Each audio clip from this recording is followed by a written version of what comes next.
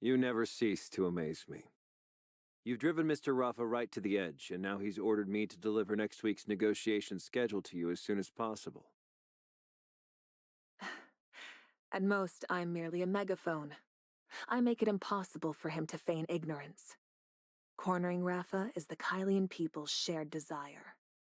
In our previous meetings, I repeatedly asked Rafa to restore my contact with Hykros, but he always came up with an excuse to deny the request. This negotiation is just him finally running out of excuses. The process is bound to be full of friction, and it's likely we won't even reach a final agreement. Yeah, he's been dragging his feet, but what's he really after? This. We have been in space for 50 years, and every Kylian longs for a home rich with greenery and life.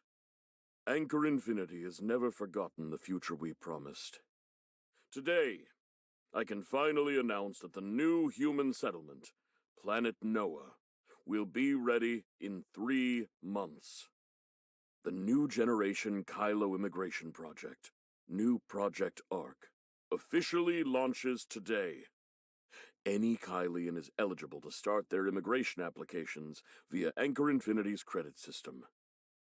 Planet Noah will be governed by the artificial intelligence Lana and a new generation of humanoid droids. No one will need to bear the heavy burden of production, and the Kylians will achieve true liberation.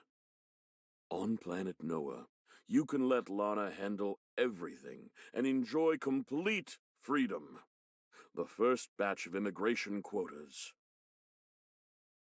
Has Lana's upgrade finished? Not yet.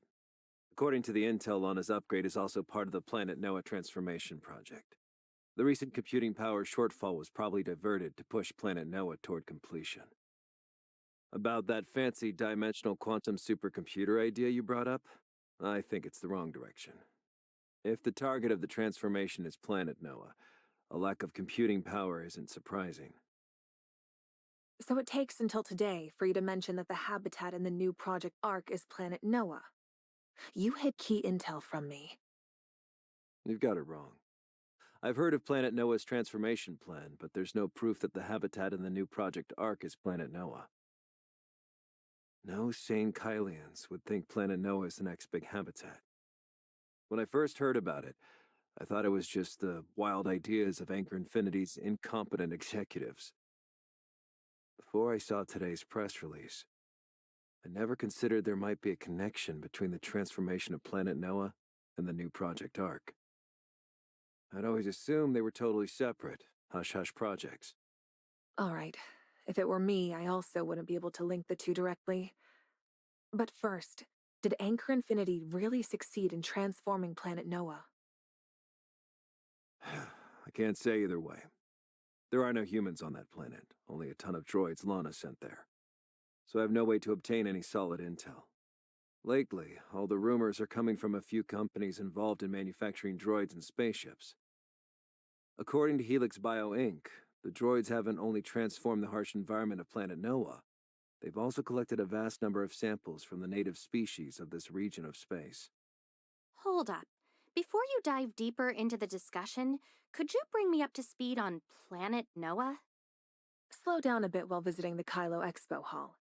Even though Anchor Infinity embellished a bunch of stuff, it's still quite useful. Planet Noah is the largest planet nearest to us. Back then, the space station was sucked in by its gravitational field after the Omnium explosion, sending the station crashing into countless asteroids. Post-event analysis shows the explosion's energy only acted like a slingshot, launching the space station to this location. In fact, over 80% of the damage was caused by secondary impacts with the asteroid belt. The Kylians initially intended to move to Planet Noah, but they discovered that the area was not only rife with space-time turbulence, but also an astral hive stronghold. With no other choice, they had to modify the space station.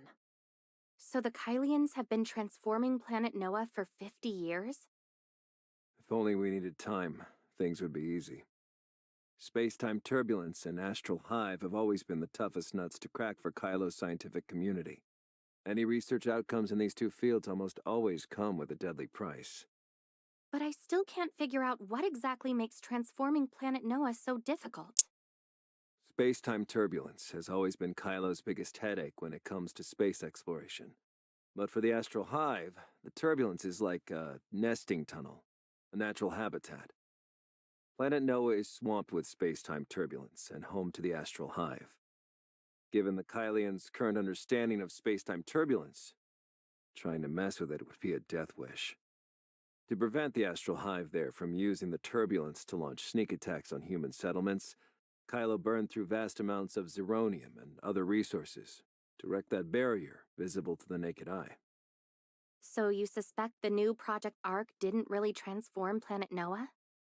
Bottom line, transforming Planet Noah and carrying out a mass migration are impossible. Rafa is essentially leading all the Kylians straight to their doom. Let's not overthink it. His public immigration plan might just be a tactic to manage the public opinion against me. Once he deals with me, this plan could very well be cancelled. I thought so too, but I did some digging on the side. Even Anchor Infinity's top executives firmly believe this immigration plan is legit. In fact, many high-ranking officials are plotting ways to tamper with the immigration application function of the credit system so that they and their families get first dibs on moving. Something's definitely fishy. Why not check in with our most enigmatic prisoner? Is it him? If we want to get to him, we'll have to bring him to the brain interface. Maybe they teamed up to save him back then for this exact moment. Who do you mean? He's the old man who lives alone in a small room and has forgotten who he is. His real name is Krog Hans. He's Lola Han's adoptive father. He's still alive? The records state that he is indeed dead, but the body belonged to another inmate. This ruse was orchestrated by General Andrea and Osirata. Andrea? He's my father, and the former fleet commander. Anchor Infinity took advantage of his retirement to seize control of Brighton Prison. That's why he made me swear to protect Krog Hans at all costs. I took back control of Brighton Prison partly for Krog Hans. My father said that if I want to take down Anchor Infinity, I'll need to use his influence. Even if the real Krog Hans is still alive, does he have a clue about the new Project Ark? And I saw him in prison. He wasn't exactly lucid. So, if we want to squeeze anything out of him, we'll have to risk connecting him to the brain interface. With Lana's surveillance in place, we'll need your help to pull this off. Krog Hans, if I remember correctly, he was No, he was the first leader of the Icarus Legion. If he's really alive, that'd be a major deal for the Kylians, wouldn't it? Well, at least for Carrot, this won't be a trivial matter. I'm coming with you. I need to verify his identity and do everything I can to keep him safe. I'll give you the prison guard's pass. You and Nanto will interrogate him. It has to be under the radar. The prison is Lana's territory. And you know what to do.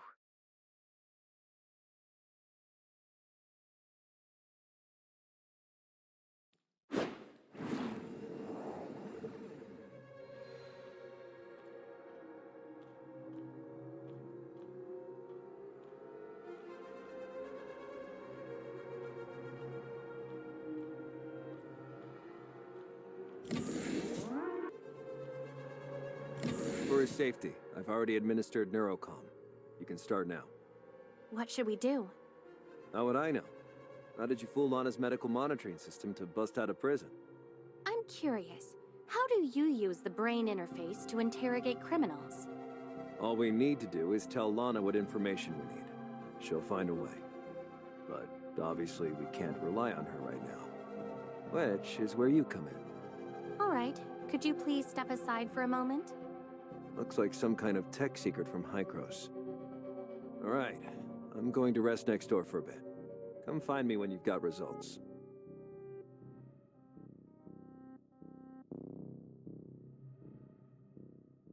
He's in bad shape.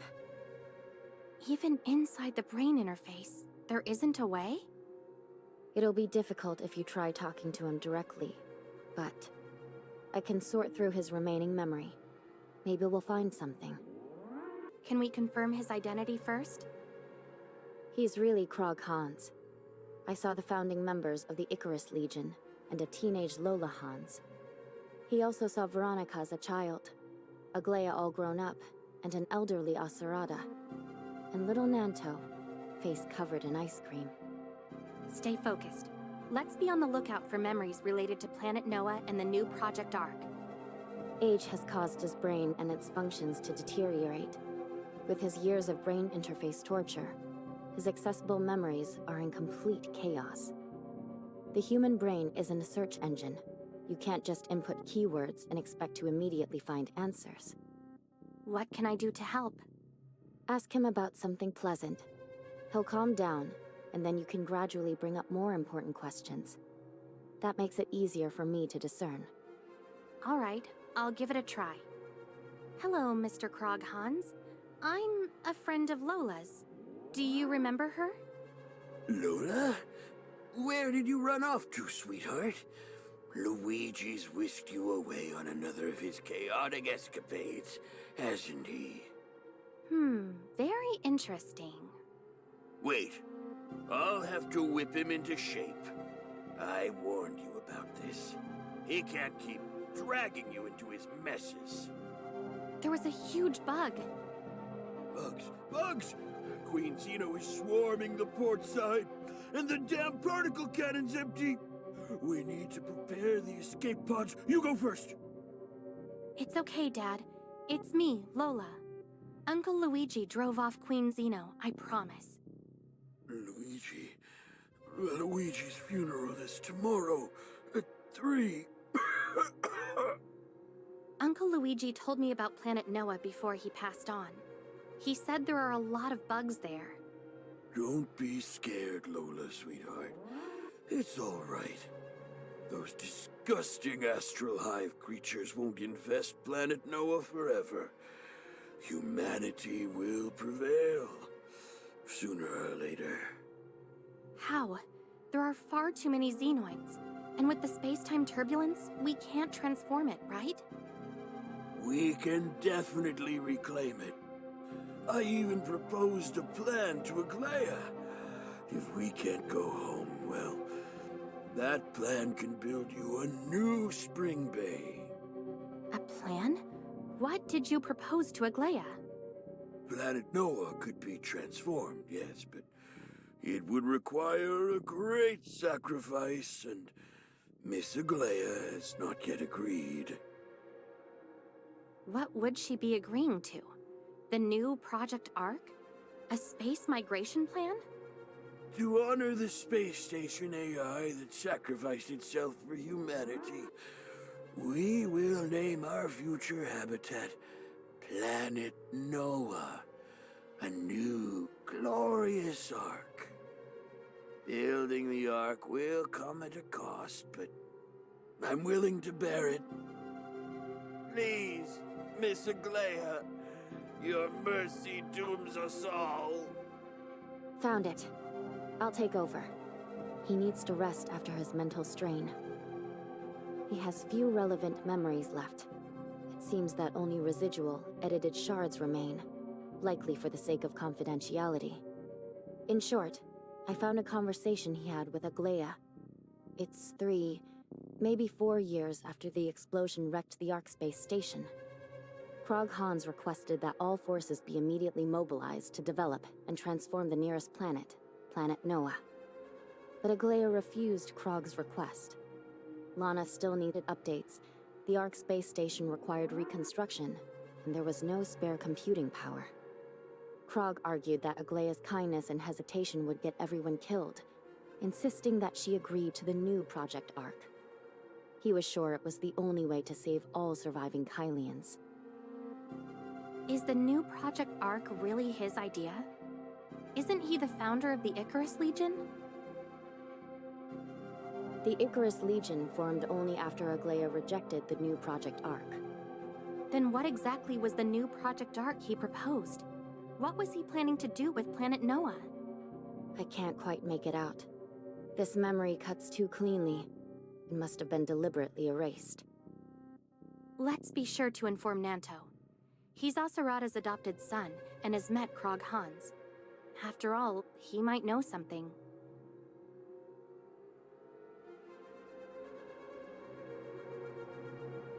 I'm just as shocked as you. Who knew the Icarus Legion's founder would turn out to have also originated the new Project Ark? Asurata entrusted everything to you before he died. Could we be missing something? Maybe something recorded in the archive? Given what you described and the new Project Ark's significance, if Apex had put it into motion, there's no way I wouldn't remember. I think this plan was purely hypothetical, and due to Aglaya's opposition, it never had the chance to be formally documented. Asurata never mentioned it to me either. Does that mean we've lost the lead again? Aglaya has been slumbering since her body was frozen. At least, up until recently with her distress signal. In retrospect, that was exactly when Rafa was going to announce the new Project Ark. Worst case scenario, we lack intel. Obviously, that's not good. We probably don't have much time left. Meet me at this coordinate tomorrow morning at 5. Come alone. Don't let anyone, especially Lana, notice.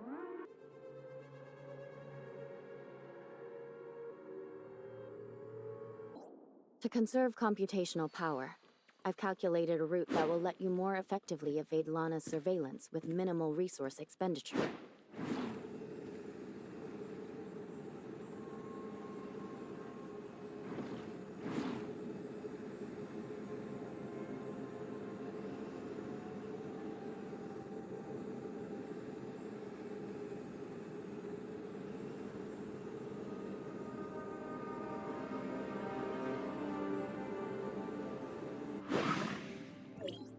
Not bad.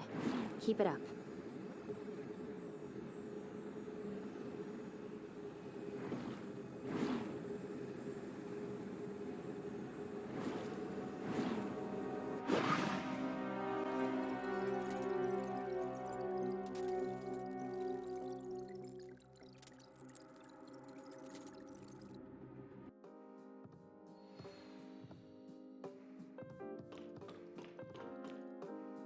Hipper, you and the Hope Fleet aren't actually setting traps to catch people again, are you?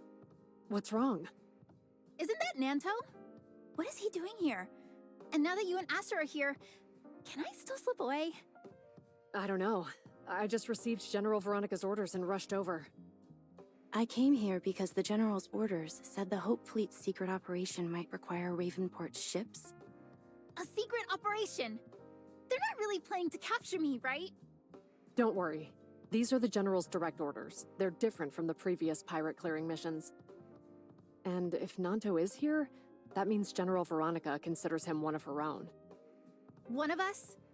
How is he any sort of one of us? Maybe he's one of you? There's no way I'd include myself in that. I'm curious. What brings you here? I came because I got a message on the Wednesday crew internal line. Only our people are supposed to use it? The captain was supposed to come herself, but as her mother, as her guardian, and as the first mate of the Wednesday crew, I'm here in her stead. We're probably gathered now for Anchor Infinity's new Project Ark, huh? I've seen the plan. No one's even breaking a sweat. And Anchor Infinity thinks it's brilliant? Please. It's still all coming from Aura Zero mining. Rafa seems eager to get this plan rolling. It's probably got something to do with the diplomatic representative, too. Everyone's here. Oh, you're finally back! I was worried sick when you were captured. I didn't know whether to break you out or go live and put on a show. I'm grateful for all your hard work, Linsis. Welcome back. I'm just glad you're safe. Speak of the devil, diplomatic representative. Were it not for your recent actions, I'm afraid we would not be in our current situation. All thanks to General Veronika. Without Hope Fleet approval, I wouldn't have gotten out so easily.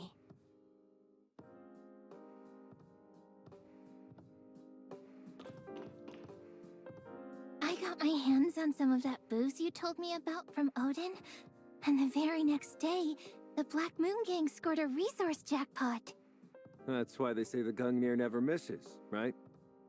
Thanks to these great supplies, my brother, Agnes, And the other Black Moon Gang members are gonna have no trouble at all getting through the space-time turbulence and rescuing missing folks. Agnes always says if someone helps me out, I've gotta say thanks. You not only bought me booze, but really aided the Black Moon Gang. So, thank you. It's no problem. But next time you get supplies, don't order 20 of the same drink again. Each customer only gets one complimentary item. But Linsis told me that if there's something free, you should definitely... So it's Miss Lince's. No wonder. What are you two chatting about? Oh, you're here too? This is Nanto.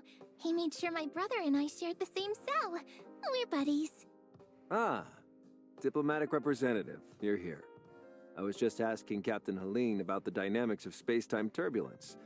The pirates are, shall we say, more familiar with it than Anchor Infinity and the Hope Fleet. Oh, that's right. Mr. Nanto also taught me and my brother a bunch of ways to avoid getting caught. Like using specific frequency bands to avoid being monitored, or exploiting turbulence to keep Lana from controlling the cruiser. Stuff like that. You two seem pretty familiar with one another. You're friends? Yeah, he's helped me out a few times, and we've met several times. By my brother's standards, I'd say he's a friend. Helene, listen, Nanto isn't someone to be taken lightly. Miss Helene is highly intelligent. She doesn't concern herself with a person's past or present, only with practical problem solving. The information I provide is both truthful and useful. That's what matters most. Isn't that right, diplomatic representative? Mm-hmm. Genuine info's hard to find. Only a friend would share something so precious. I can't believe you two actually speak the same language.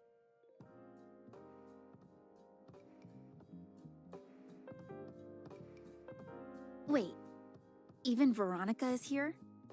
It seems everyone has arrived. General Veronika. At ease. I appreciate everyone making it here while staying under Lana's radar. I promise your efforts will not be in vain. Aren't you the damn commander of the Hope Fleet? The one who threw me in Brighton prison? The top of the bounty list. Hello, Captain Helene. I've heard quite a lot about your research into space-time turbulence, so I asked Nanto to bring you here to assist me. Did you have Nanto slip those explosives to my brother so we could break out? To be honest, that was Nanto's decision alone. While I was in charge of the prison, however, I did tell the guards to take it easy on you. Ease your suffering a bit. Yeah. Prison food's not bad. And the folks were real nice and talented. Other than there not being dolls and them not letting me use the dream house, there's not much wrong with it. Well, in that case, you don't seem too morally compromised. And you're pretty strong. You might just be worthy of respect. You call me a liar every day, but suddenly she's the one worthy of respect? I really can't tell if you're being serious. You know I'm not good at all this, and I feel like you're being confusing on purpose. To bully me or something. Those are just stupid jokes. It's not my fault you can't tell what's serious and what isn't. When I saw Nanto arrive, I was already thinking about getting out of here. Hipper convinced me to stay. Now that General Veronika's here, it's way too late. First Mate Linsis, don't lose heart and don't be scared. I asked Nanto to contact you and Helene because we need your help. Nanto? How could he have contacted us? You must be mistaken, or... Did you take over Odin's Tavern? The underground pirate radio station at Odin's Tavern is an independent, encrypted server. Even if Anchor Infinity controls Lana, they can't control the station. Wednesday Crew, the one you're with, was originally the Icarus Legion, sponsored by Apex. I'm Asurada's foster child, and after his death, I secretly inherited the radio station. Bullshit! You really expect me to believe that? Linsis, I know this is hard for you to believe, but it's true. Just ask the diplomatic representative. It It's true, really. I didn't believe it either at first. Scorpion proved it when I was in Brighton Prison. Laurent was originally tasked by Nanto to rescue Granny Lola, but he got a little too ambitious. A rescue mission became murder, inciting the pirates against the fleet. I'm still not convinced. You believe in what Granny Lola's foster father, old Hans, said, right? He's not dead. He's been interned in Brighton Prison this whole time. He's right. Back then, the Hope Fleet and Apex worked together to save his life. Then they changed his identity and hid him in prison. If he's still alive...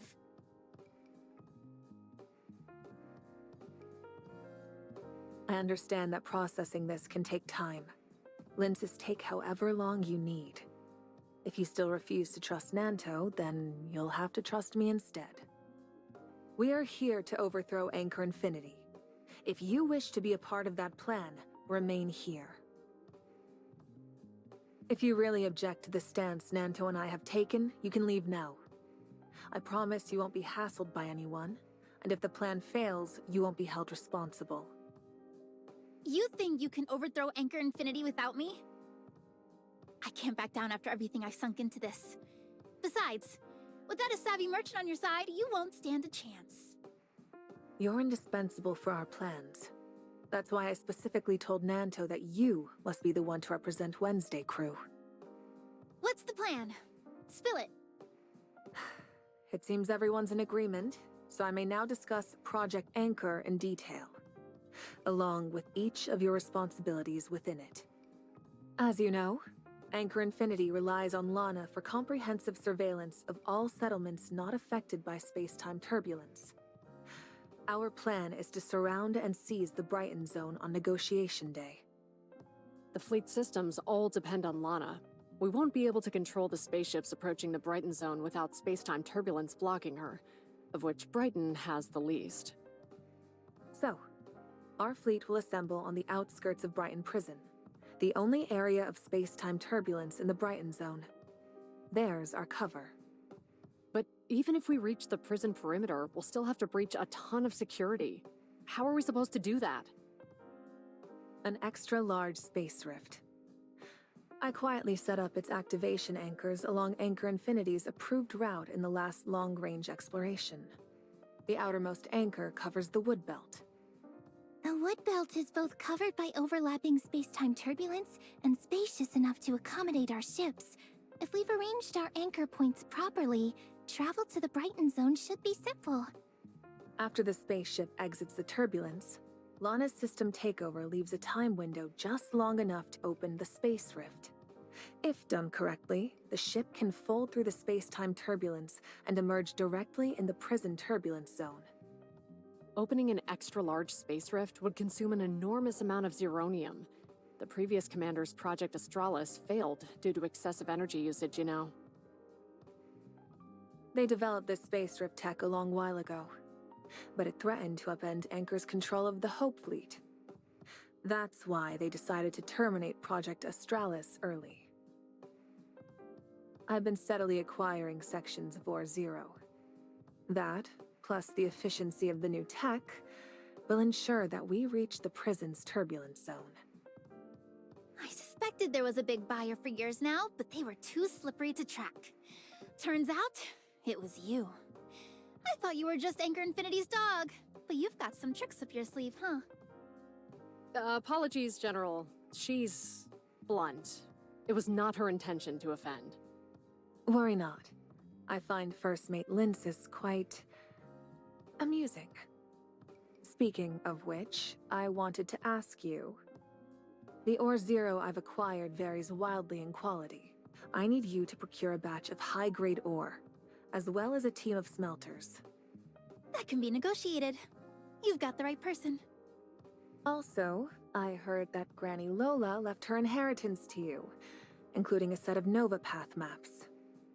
And as for the intricacies of space-time turbulences, your pirates know far more than the fleet.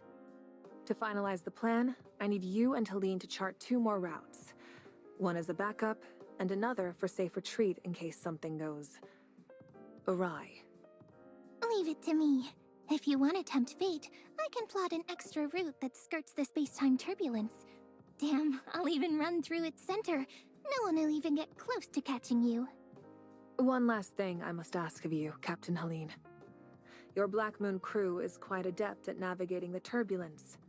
If anything goes wrong, we may need you to pilot the spaceship and relay messages. That shouldn't be too big an issue. I'll need to talk with Agnes before I can tell you for sure. Next is preparing the spaceships and personnel. Hipper, Aster, you haven't forgotten what we discussed at the Academy, have you? Of course not. For the future of the Kylians, to explore the stars. For hope and... All right. No need to swear an oath. Hipper, your decision to stay at Or-Zero last time was the right one. Or-Zero supplies 45% of the Brighton Zone's Zeronium. On my command, you'll cut off the Zeronium supply to the Brighton Zone. This will significantly weaken Lana and facilitate our operations in Brighton. Of course. Aster, has Mr. Corlin read my letter? Father said you have his full support. We're currently retrofitting 20 ships with the second-hand weapons and navigation systems you acquired. And we've confirmed they aren't under Lana's control. Please thank him for me. His contributions will surely be rewarded. Once the ship modifications are complete, Hipper, you'll be responsible for contacting the others involved in the battle for Hope. Rest assured, General. No one in the Battle for Hope will betray you or their values. What's this Battle for Hope exactly? Under a pseudonym, the General sponsors Nova Aerospace Academy's outstanding students each year. After graduating, they join Battle for Hope, an officer organization loyal to only the General and exploration. You and Aster. You're both members? Of course. Those are the peripheral tasks. Hipper, you're well acquainted with Aster and Lynsis, so I'll leave the planning and execution to you. Nanto, diplomatic representative, let's discuss the rest in private.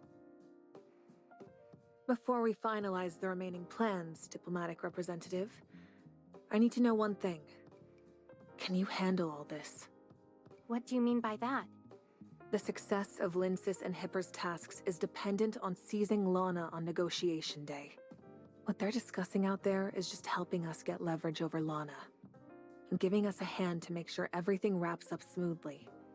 If we fail, everyone who joined Project Anchor because of me will inevitably crash and burn. Whoever controls Lana will not allow anyone to leave the Brighton Zone unscathed, and they'll erase the Hope Fleet from Kylo's history. So, you need me to prove my capabilities? Don't forget, the only reason I contacted you is that you actually escaped. How well can you really deceive Lana? And how much time will that buy for my plans? This underlies every part of the plan. Understand? You need an infallible plan. I was honest last time. Now, it's your turn. Behind you. What's that droid Tom up to? This is the pirate radio station I used to contact Helene and Lynsis, one of Odin's Tavern's many secrets. So, he has to be a product of Aglaya's research, right? Aglaya rebuilt the space station's damaged AI, Noah, into Lana, but also developed basic droids such as Tom. And Tom isn't the brightest, but he's extremely cost-effective. Anchor Infinity's only trying to replace Tom with K6, because Tom's programming is so hard to crack. They can't even apply patches or updates without a hassle. So it's both tough to crack and highly confidential, right? Like how the Tom the pirate seized was only controllable because they used Aglaya's personal decoder.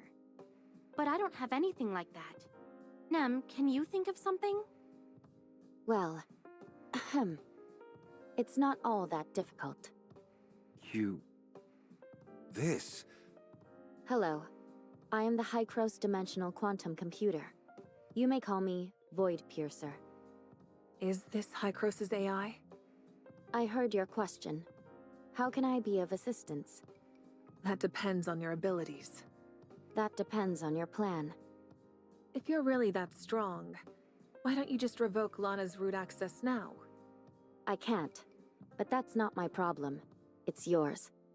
Revoking her root access requires external keys and must be done server-side. I can only suppress her with sheer computational power. I'd be tussling with her over terminals in the Brighton zone, like humans scrapping over turf.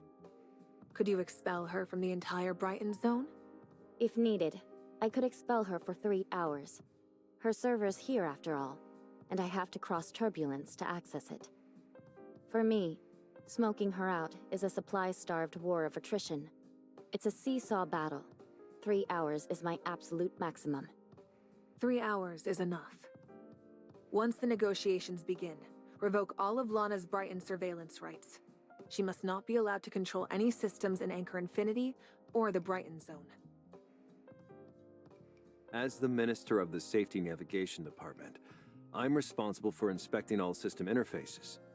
We need to establish a distinct code word to determine when you've overridden Lana's control. Purple. I like purple. Any system under my supervision will have purple UI. Noted. Once I confirm all systems are under your control, I'll immediately alert the fleet forces Veronika prepared to advance, and open the Brighton zone to receive them. What about the rest of Anchor Infinity's forces? The Brighton zone relies heavily on droids. If their systems are taken over by Voidpiercer, they won't follow Anchor Infinity's commands. And as for the others, I'll handle them. Everyone has weaknesses. For most, they're tied to self-interest. The rest are, at the very least, scared of death. Trust me, no one in Anchor Infinity is unafraid to die. That's not bad. We just have to worry about Lana's root access. How do we get that key? And where's the server? Only Rafa is privy to that. And since only you and Veronika can take part in the negotiations, it's up to you to discern. You just said Anchor Infinity doesn't have any fiercely loyal types. Even Rafa? I wondered the same. Of course he's scared of dying. That's why he's managed to survive this long. What do you mean by that? Of Anchor Infinity's many businesses, Helix Bio is special. Which is why you've met with, of all people, Mr. Joe Hamilton of Helix Bio. Helix Bio's importance stems from Rafa's fear of death. A brush with Starstone Syndrome left him with some complications. He's kept up substantial funding to Helix Bio ever since. If that's the case, dealing with him should be a breeze, right? Naturally, he's afraid of dying, just like everyone else. But threatening him with death to hand over Lana may be less foolproof than you'd think. You mean, what if he values Lana more? Lana does represent the power to rule Kylo, after all. If we can't get that key, then we have 3 hours to find the server and destroy it. Don't you think this is a little optimistic? What if we can't find the server? What if it has backups? I'll do my best to uncover the server's location before the negotiations begin. And if we haven't located it after 3 hours, we'll cut off all Zeronium supplies, halt all spaceship movements, and sever the connections between the Brighton zone and the outside world until we do. Logically, Lana's server should have a backup power source. If the power supply is cut, the backup would automatically kick in, theoretically revealing her location. If you can't find the key, destroy her servers and rebuild them, so I can temporarily seize the Brighton zone. I'll find the key. Thank you for your concern, Hykros. Let me lay this out. On negotiation day, Nem will create a 3-hour Lana-free window. We'll use that to take control of the Brighton zone, then force Rafa to comply. In the best-case scenario, Rafa cooperates and hands over the key, we locate Lana's server within 3 hours, and we use the key to rewrite Lana's root access. The worst-case scenario is Rafa refusing to cooperate. We'd have no key and no way to locate the server, leaving us no choice but to shut down all power and seal off the Brighton zone. We'll need to locate Lana's server and destroy her, then rebuild it for Voidpiercer. But Best to avoid the worst-case scenario.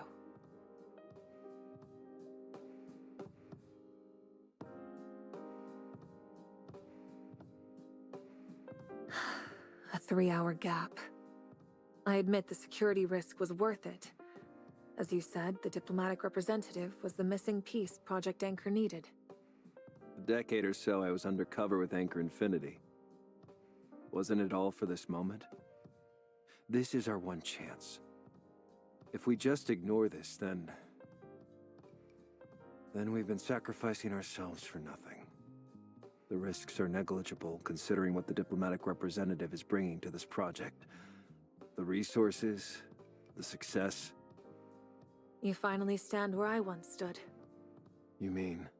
2 years ago, I took a substantial risk inviting you to collaborate on Project Anchor. Risk. You were more than confident back then, General. You laid out 10 years of pirate clearing data just to force me to admit that I'd been paying lip service to Rafa and protecting Wednesday crew. The prison is packed to the brim, but the pirates are like a hydra. The more you cut off, the more grow in their stead. Wednesday crew always manages to survive, and the homecomers eliminated always match Lana's calculations. However, these only confirmed my suspicion that someone in Anchor Infinity was protecting the homecomers. What convinced me that this protector was you went back far longer. What joke are you trying to pull, General? At a dinner at Acerada's, you made your first public appearance. Apex's unflappable heir, just 12 years old, trying so hard to maintain composure. General? You fooled everyone. Everyone but me, that is. I was standing right behind the podium. I saw you shakily clenching Acerada's tailcoat. You put up a facade of independence and maturity, but in reality, you were just a fledgling who hadn't learned to fly yet, sitting in Acerada's pocket. So when I heard from my father that you killed Acerada at just 15, that you had sided with Rafa, I couldn't see that version of you as a traitor. You're unusually roundabout today. We don't have the time for a trip down memory lane, General. I took that risk with you, partly because we need each other, and partly because I know who you used to be. You aren't the type to side with Rafa. But you can't blindly trust that Aiden the way I trusted you back then. Their perpetual disagreement with Bagus puts Aglaia at far too much risk for that.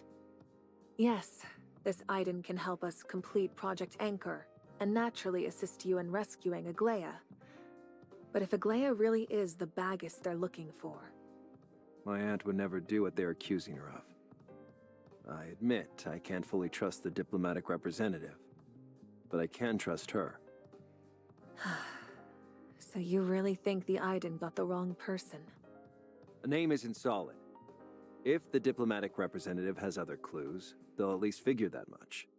Audie has already calculated a 95% chance of them picking the wrong person. But what about the other 5%? Surely you're not worried about me, General.